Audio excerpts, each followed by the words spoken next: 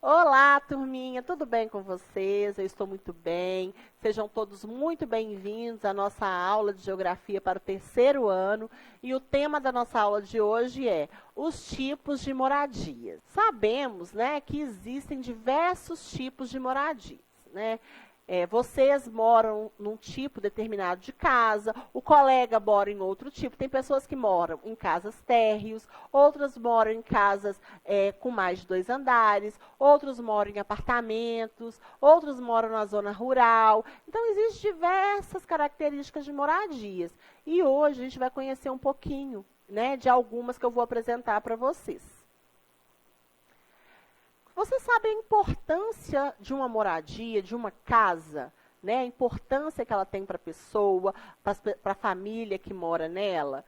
É muito importante. É muito importante por quê?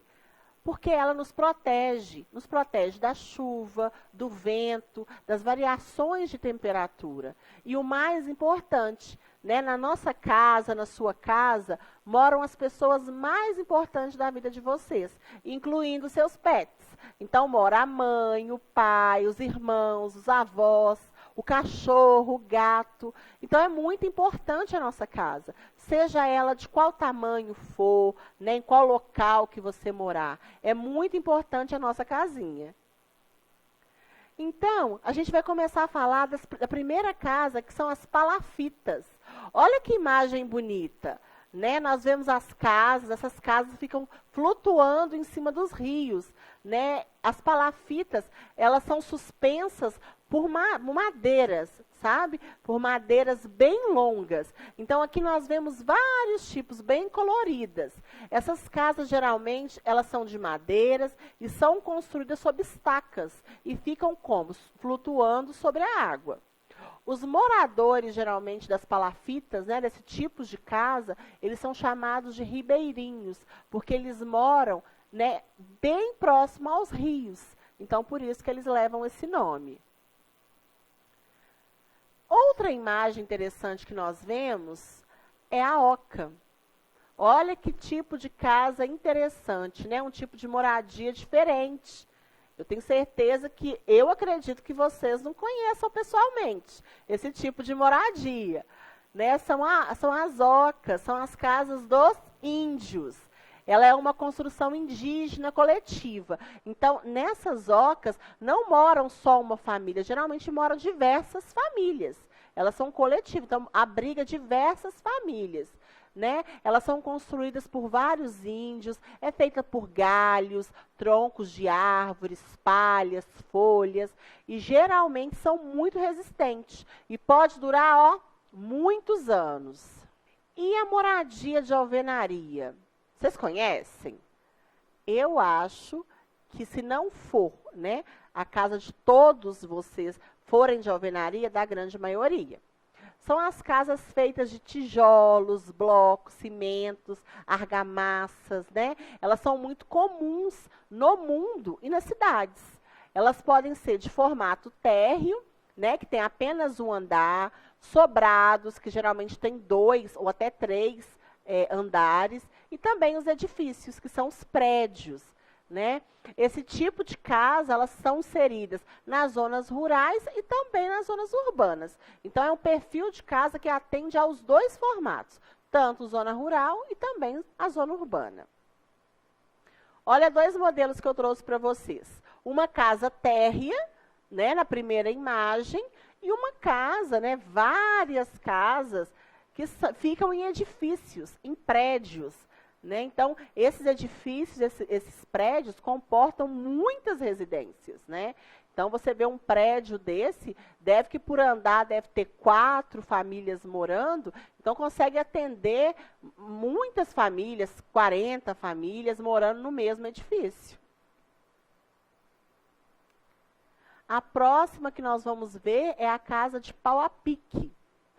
Essa construção, né, ela é mais difícil de nós vermos, né? Ainda tem algumas, geralmente ficam nas zonas rurais, né? Ela é feita por meio de entrelaçamento de madeiras. Então, entrelaça diversos tipos de madeiras e depois fixa no solo. com algumas vigas, né? Normalmente são bambus que, unindo ao barro, né, formam então essas paredes, essas casinhas antigas. O telhado ele pode ser feito de palhas, de folhas e até mesmo de telhas de barro. As casas sofrem muito desgaste físico, né? Por causa do sol, da chuva e até dos animais. Existem, sim, ainda muitas dessas casas, mas não usualmente hoje as pessoas constroem, né, para morar. Geralmente tem na zona rural, as pessoas não derrubam, até com uma forma afetiva de deixar ali, mas usualmente hoje as pessoas preferem construir mesmo as casas de tijolos, né, de blocos, que são casas mais resistentes. E agora a casinha que fica na neve, o iglu.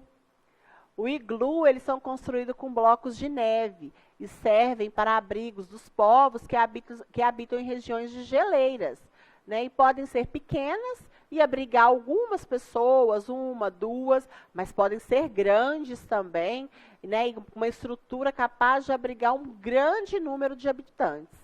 Então, é uma característica e um tipo de moradia muito interessante, porque não existe no nosso país.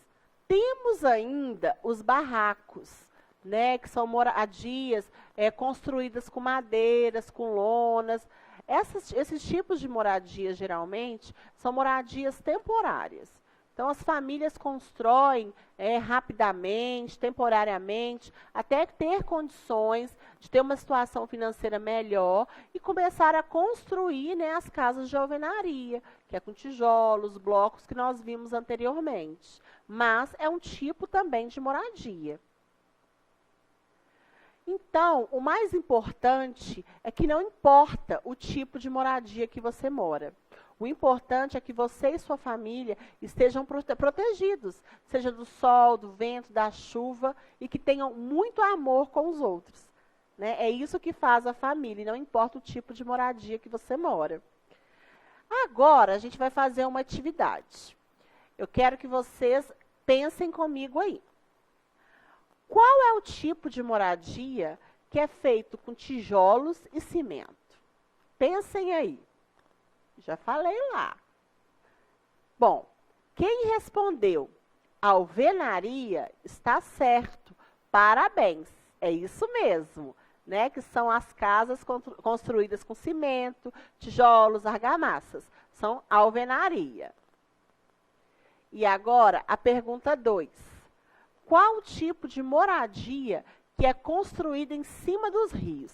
Para ajudar vocês, foi a primeira imagem que eu trouxe, o primeiro tipo de moradia. Estão lembrados? Umas casas coloridas. Quem respondeu palafita, também parabéns, você prestou atenção na aula, isso mesmo. Então, turminha, muito obrigada pela participação de vocês. Espero que vocês tenham gostado, né? Aprendido bastante. Repliquem com os colegas, com os amigos, com a família o que vocês aprenderam. E nos vemos na próxima aula. Um grande abraço. Tchau!